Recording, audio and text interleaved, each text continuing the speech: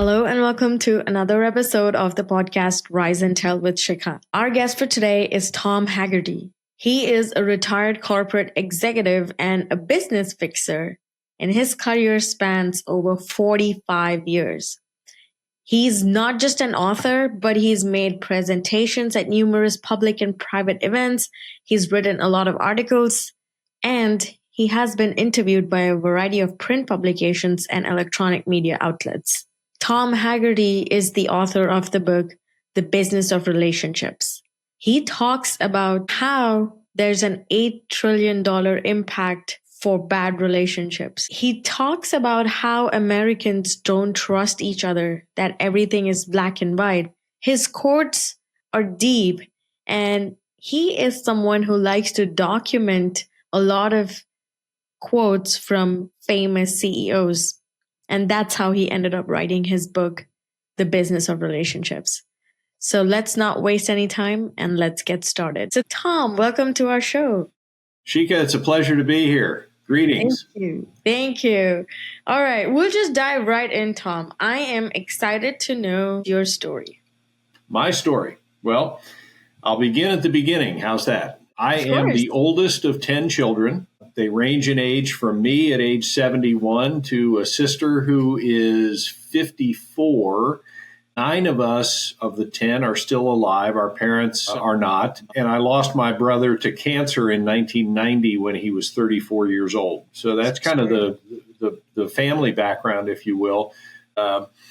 We still see each other frequently and lots of family functions, no strife, no messes, at least ones that don't become public. Let's put it that way. Right.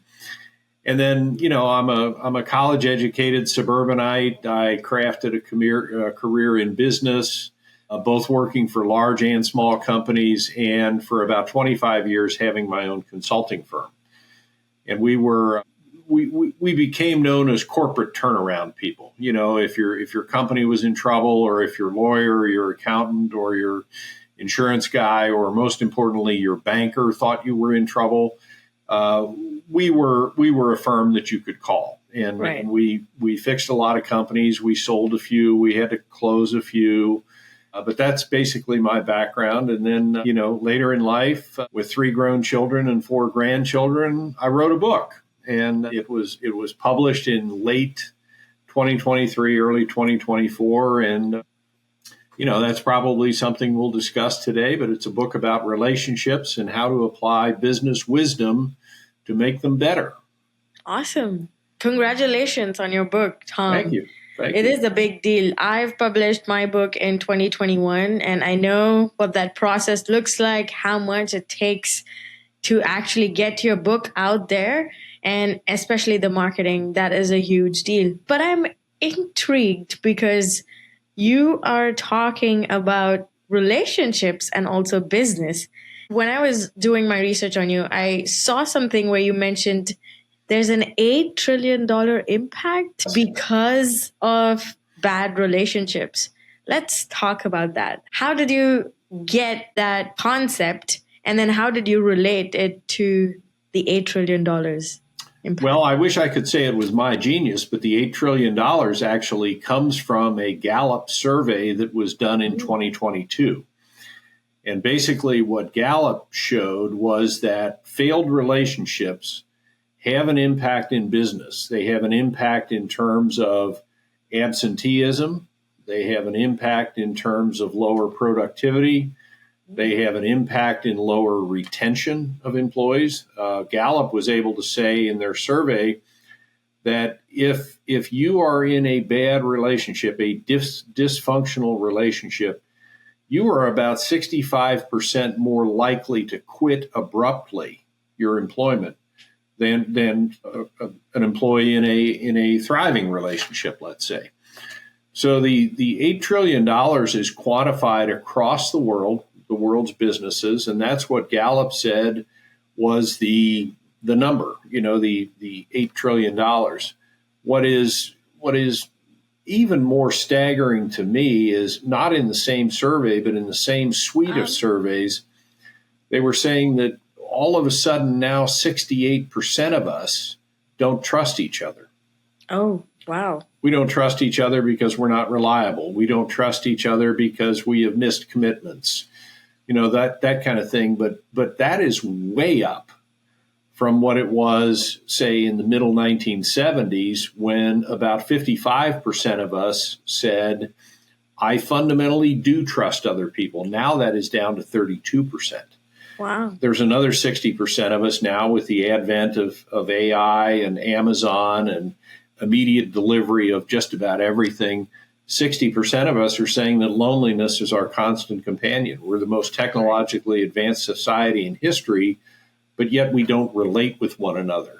And that is on the rise. So those are some pretty difficult statistics to look at. And I think the one that really troubles me the most here in America, and it may not be the same in Canada where you are, but the one that troubles me the most here in America is that in this country where we pride ourselves on being the richest country in history, the most powerful country in history, the most technologically advanced, all of that, yet we have put our children in a position where they are 3 times more likely to grow up in a single-parent household than the worldwide average. And you think about that. If the worldwide average of kids growing up in a single-parent household is, say, 8%, in America it's 24%. It's 3 times that rate. So it's very, very troubling to me. And I think we have a lot of work to do on our relationships.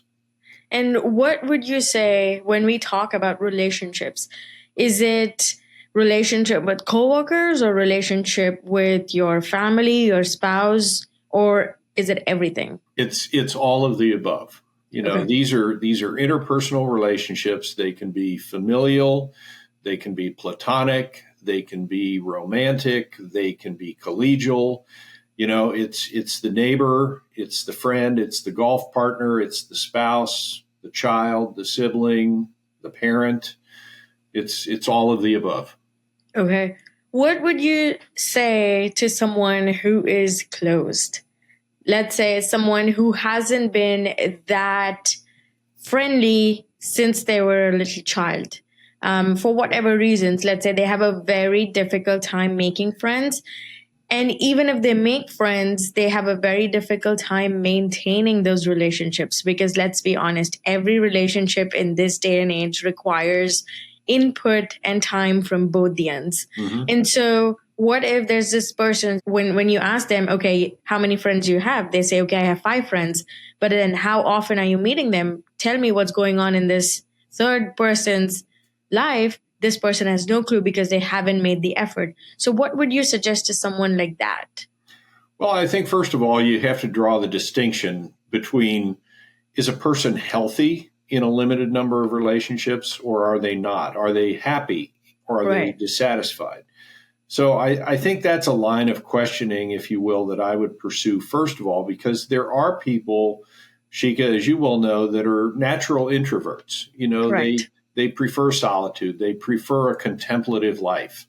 I probably had a couple of grandparents that were like that just preferred their own company, but they were very happy and very well-adjusted people. Yeah. However, to your second point, if you are struggling and you realize you are struggling, I can't seem to make friends. I can't hold on to relationships. Everything I start blows up in my face. Then I think you have to look at, do you have or are you trying to enhance any of the qualities that are essential for good personal relationships? There has to be a sense of perspective. There has to be honesty and trust and integrity. There has to be a healthy dose of resilience, rather. There has to be a sense of appropriate risk and change. There has to be a willing to be humble. Humility is a key characteristic. So those are the kinds of things that I would pursue with someone if they were dissatisfied, and then try to work or design some strategies that accelerate the qualities where the weaknesses lie. Right. Understood. Good point and good suggestion. I love how you tied it up to whether they're satisfied and they're happy or not with having the limited connections that they have, even if they're an introvert. But that makes me think, Tom, what if, our past experiences have not been that great? Which is why maybe today, as a person, as a leader, whatever, we are struggling to make those real connections, to maintain those relationships that we have. What would be your tip to someone like that who's had bad experiences in the past, and maybe that's why they're letting it affect their current relationships that they have? I think, Sheekha, one of the biggest stumbling blocks for most people in a relationship is their own lack of self-awareness.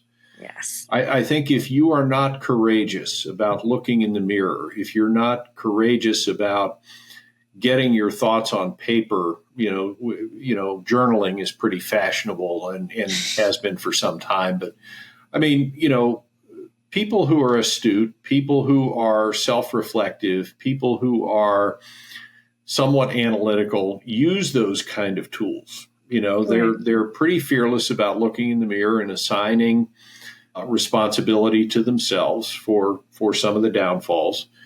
And I think, they're probably also pretty fearless about getting thoughts out and on paper so that they can be disarmed in some cases. Some of the spiraling that goes on and the doom scrolling that goes on in your own mind, a lot of that can be helped if you just get it out on paper and begin to journal about it and recognize that you're part of this problem too. I think too many of us point outward at other people and say, well, it's his fault, it's her fault.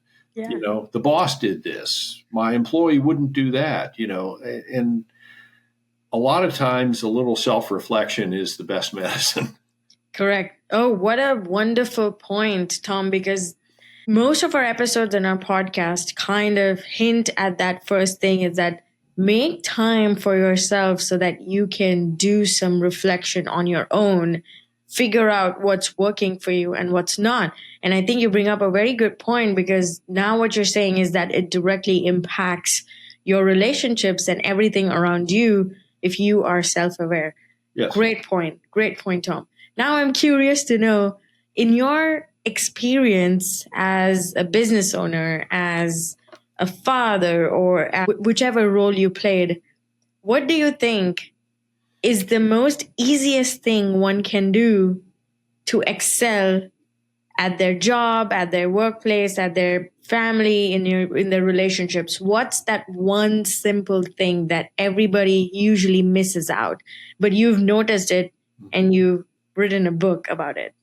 I would say that a fundamental quality, if I had to pick one of the qualities that you need for a good personal relationship, it would be resilience. I just think that we live in a time when the weak are going to have difficulty. If you are not strong and you are not resilient and you are not willing to accept the fact that the world is going to throw you some curveballs, it's not against you. It isn't because you said something 50 years ago that karma is suddenly punishing you now. Right. It is just the way of the world. And you have to be able to almost take the Stoic philosopher's position of saying, I can't control the circumstances. I can only control my response. And what is that response going to be? And if the response is going to be one of empathy and charity and grace and forgiveness, then you're going to thrive. If it's one of anger and self-pity and resentment, et cetera, then you're not going to thrive. So I think resilience is critical today. Awesome. And when we talk about, I know we're talking about everything that's going wrong, or, asking you to give us suggestions for certain type of situations and certain kind of people with certain relationships. But in your opinion, and based on all the study that you did and your experience, what's an example of a thriving relationship? I think a thriving relationship is one that both parties will treat each other as equals. Mm-hmm. They will come to the table with transparency, and they will have some or all of the 12 qualities that are widely acknowledged in good personal relationships. I mean, I think, you have to have a willingness to improve, certainly, Right. because none of us are going to be excellent at all of these qualities. But I think having a sense of perspective, again, having trust, honesty, and integrity in the relationship, having a sense of commitment that we're in this for the long haul, that there are going to be bumps in the road, but I am committed to the relationship. Right. The sense of appropriate risk and change is critical. I think humility, like we talked about, is critical. Respect for each other is critical. Distancing sometimes, where you say, I may not agree with your position, I may not agree with your choice or your decision, but you're an adult and I'm giving you the grace to make it. It's not about me. So I think those are critical now to good personal relationships. Wow. I agree. I completely agree. I feel like we always strive by a certain standard in the society, and we've seen certain people and we base success based off of them and their stories, but we often forget that this is ours and we need to do the work. And like you said, respect and humility, I think that's something that most of us tend to forget every day in and out because we've been so busy with all other responsibilities that are going on that it's so easy to snap on your partner, or just yell, or just lose it just because you're busy or just because you're overwhelmed with other things. And knowing that you need to respect and also be respected at the same time is important for a thriving relationship. I think that is a reminder that everybody needs in today's world, irrespective of their culture, background, financial status, everything. And I think that's a great point, Tom. And distancing, it's very interesting you say that, because usually we've been taught that if you are taking yourself out of the equation, it doesn't mean that things are going well. But you here are saying that you need to have that healthy distance and understand and give the other person space to let them figure out what they're doing and be accountable for their decisions. I agree. I mean, I think that we in the West, and I've been somewhat of a student of Eastern religions over a period of time. I think in the West, if you look at America, you look at Canada, you look at Western Europe, we are very much individualistic cultures. And we seem to thrive on either or, black and white kind of decisions. It's a very binary decision-making process, whether it's in a relationship, whether it's in business, et cetera, et cetera. There's a right and a wrong. There's a black and a white. And I think the Eastern cultures, specifically the Buddhist culture, specifically Confucianism, Taoism, I think they are trained and skilled in holding opposing ideas at the same time. It can be both and, not either or. Right. And I think we would be better in the West if we could adopt more of that. It's a trite old saying, but doing a bad thing doesn't make you a bad person. Let's deal with the thing, but the person is still intact. The person is still good. The person is still, a faithful husband and father, or a good employer, or a contributing member to the community. They just did something bad. So let's deal with that and move on. I think we're too quick to assign labels in the West. Correct. And we would do much better to give each other a little grace. Yeah, I agree. Let's talk about your book, Tom, The Business of Relationships. What is the biggest takeaway from this book? And I know I'm asking two questions in one, but I think they tie to each other. Why did you decide to write about this topic? Okay. Well, I've long had a respect for business leaders, and I think that in general, they are given a very short leash. People say, all he does is run a company. All she does is run a company. And we don't seem to assign the same gravitas. In fact, we misplace the gravitas a lot. We say, boy, did you hear what Taylor Swift just said? Boy, did you hear what, Patrick Mahomes just said? Actors, actresses, sports figures, we're taking these little sound bites from them as if they're students of relationships or as if they're students of philosophy. The business leader, on the other hand, I think the ones that we give a little bit short treatment to, these are people who are paid well to have great relationships. I mean, they have to. If you're going to lead a business, you better have a great relationship with your customer, a great relationship with your employees, a great relationship with your vendors, with regulatory agencies, with shareholders and stockholders. And the CEO, if you will, is at the helm of that. So they have to set the example. And I thought, well, who better to learn from? Because these are people who must have great relationships across the board or the business fails. So why don't we listen to them? And that's really where the book came from. I tell people all the time that this is the book that was never supposed to be a book. I'm a quote collector. I find inspiration in wisdom that people convey. And I have quotes from religious leaders, politicians, sports figures, business leaders, etc. And I document those. And I thought, I would write some essays about these. And I wrote the essays for my kids, when they were grown, give them a little direction, give them a little push.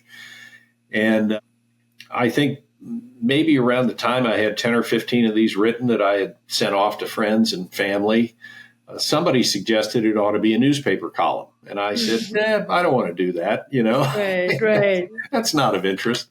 But then one day I had lunch with a friend of mine that we've had a couple of articles together in the Business Courier, in the business press here. And he writes for a big conglomerate that is a weekly conglomerate of newspapers that report on business. And I talked to him about these and showed him a few of them. And he said, man, I really like these. With your permission, I think they could be a newspaper column. I'll pitch them to some editors at my paper. And the editors liked them as well. But their comeback was, we are a fact-based business newspaper reporting on regional and national business as it impacts a particular geographical area. We are not an op-ed newspaper. We don't do advice columns. That's just not our wheelhouse. But they said, tell your friend if he had enough of these, they'd be a good book. So it was just this weird set of circumstances. And I poo-pooed that idea for a long time. And he kept bugging me about it. And I ended up sending off a half-baked, half-done manuscript of maybe 6 of the 12 qualities or something. And some publisher got back and said, the publisher who published it got back and said, we would like to do these. When are you going to have the rest of it done? Oh, wow. This was a very decidedly a dabbling little project of essays that went to family and friends. And it was years that I was doing that kind of stuff, just in and out of interest and so forth. And all of a sudden now you got a deadline from a publisher to do the other half of the book. So. But that's wonderful, though. Congratulations, Tom. That's impressive. You must have done it together. It was quite by accident. In many ways. I mean, you would have done a really good job that the publisher came back to you and gave you a deadline to finish the rest of the 6 pillars for the book. I kind of gave myself the deadline because when they were saying, when will you have the rest of it done? I knew darn well they weren't going to want me to say 8 years like the other. So I said, how about 3 or 4 months? I'll give it to you the first of the year. And I met my deadline, but yeah. So. Nice. So Tom, tell me, I am a firm believer that sometimes what you've experienced in the past plays a huge role, or based on even your work experience and all the experiences, they play a huge role into the message that you decide to give out to the world. So how would you say, based off of this book or what you are sharing with the audience right now, all these suggestions, this advice, how would you say your family or your past experiences and your own relationships have influenced this? Oh, I think there's an undeniable influence about it. I speak to that in the book in several, different ways, but I've been married more than once. I've struggled with alcohol more than once. Thankfully now, that's gone. I've certainly had my share of business failures as well as business successes.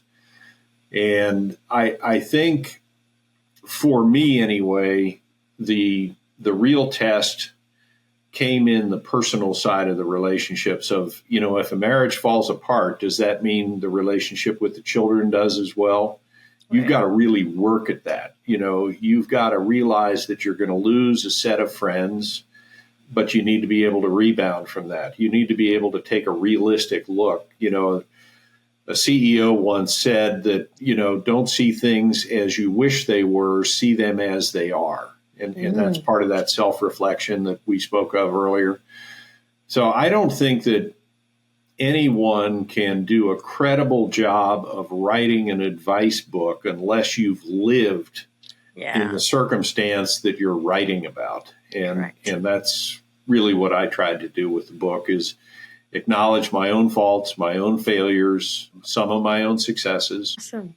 Lovely. Kudos to you. It takes a lot of strength to, first of all, face these situations, and second, come out of it and talk about it. I think it takes a lot of grit and resilience, like you mentioned in the beginning. So congrats, Tom. And I think you deserve all the kudos and the congratulations, because right now you're here with a published book. You have all these lessons that you've learned, problems that you've overcome, and now you're sharing it with the world. I think that's incredible. Thank you. Yeah, I would say that I probably have a cautionary tale that's hopefully inspirational as well. And it ties back to one of the quotes that I used in the book to talk about the necessity of change. Right. And the particular CEO, you may be aware of him in Canada, but he's deceased now. But Jack Welch was the chairman and CEO of General Electric for a couple of decades. Jack Welch was a tough guy. I mean, he took no prisoners. He tripled shareholder value. He did 200 acquisitions. He did it sometimes at the expense of employee relations and, various things that maybe if he looked back, he'd say, I wish I would have done that a little differently, as we all do. But he said something that really resonated with me, and it was a speech that he gave to his business leaders in New York when he gathered them. He was a relatively new CEO at the time. And keep in mind, these are people who head up GE Finance or GE Medical Systems or GE Aircraft Engines, all the different business units, big shot people. And Jack said to them, he said, if you are not number one or number two in your marketplace, I will fix you, close you, or sell you. And he followed that by saying, so change before you have to. Right. And that mantra, that change before you have to, really resonated with me in personal relationships, because clearly he didn't say it in that context. This was nothing about having a personal relationship. But change before you have to, the financial irresponsibility that threatens your family. Change before you have to, the passive-aggressive behavior with your children that is wrecking that relationship. Change before you have to your bad temper. Change before you have to the budding addiction that is sneaking up on you. I think that many of us could look at that, and if we took nothing else from the book at all and remembered no other observation that you and I have made today, I think change before you have to is a pretty good directive for life in general. Correct. Agreed. 100%. Beautiful words. That's an incredible thought and an incredible tip that everybody can start changing at least something from their life that they feel is hindering their growth. So thank you so much for those wonderful words, Tom. You bet. It was a pleasure having you on our show. Is there any last thoughts, words, or suggestions that you would like to make to our audience? Yeah, heck, go to Amazon and buy my book. It's called The Business of Relationships. It'll help. Absolutely, yes. Thank you so much for your time, Tom, and thank you for being a wonderful guest on our show. Thank you, Sheekha. It's been great. It's been wonderful. Thank you so much. I hope you had a great time listening to this podcast. Just do me a favor and just share this episode with whoever you think is going to benefit from this. Share the love, share the information, and grow together. As always, keep growing, keep glowing, and be yourself. This is your host, Sheekha Singh, signing off. Bye.